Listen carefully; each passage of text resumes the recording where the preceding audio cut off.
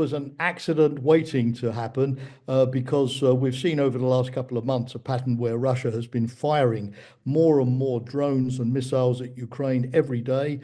This week, a record of 810 drone attacks in a single night was reached. Last night, we had about 415 drones fired at Ukraine and 40 missiles. And as Russia keeps up this momentum of massive strikes and also begins to go back to attacking more and more targets in western Ukraine around the city of Lviv and very close to the Polish border, obviously, it's only going to be a matter of time before some of those Russian drones and missiles deliberately or accidentally land on NATO territory and potentially cause casualties in NATO countries. I mean, this is not new. Again, with so many Russian projectiles now potentially crossing the border, it's only a matter of time before you have one of these missiles or drones landing on a supermarket in Estonia or Romania, or landing on a residential building and potentially, killing dozens and dozens of people, which obviously would provoke an even more serious incident than the one we witnessed yesterday evening. Since Donald Trump insisted that the Ukrainians via Europe have to purchase the weapons from the United States, and they have to be produced fresh by American defense industry rather than come from US stocks.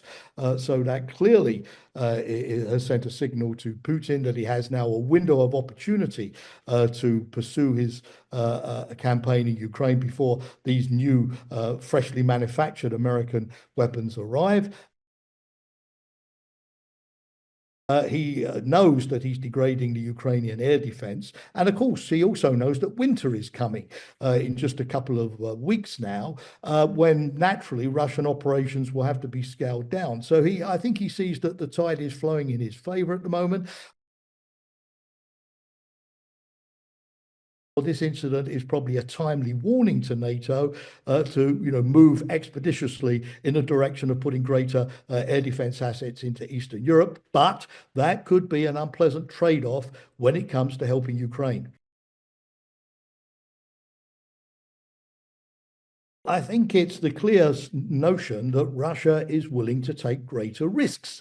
This is a context, as I mentioned, where this incident should not be seen in isolation, not just because there have been these drones and missiles landing before, as I said, but also because of this Zapad exercise, the recent Russian threats against Finland, particularly from the former Russian President Medvedev, the violations of NATO airspace, the severing of the cables, the GPS. All of this is part of a picture of Russia, which does not want to go to war with NATO formally, particularly while it's, of course, bogged down in Ukraine, but is willing to test NATO more and more. Perhaps, thinking that the Americans are not quite in the picture in the way that they used to be, thinking that, there are divisions in the EU, particularly over sanctions that they can play upon. Putin is a great risk taker, and he wants to push the envelope as far as possible. So I think for NATO, the key issue is, what can we do to deter Russia from doing this?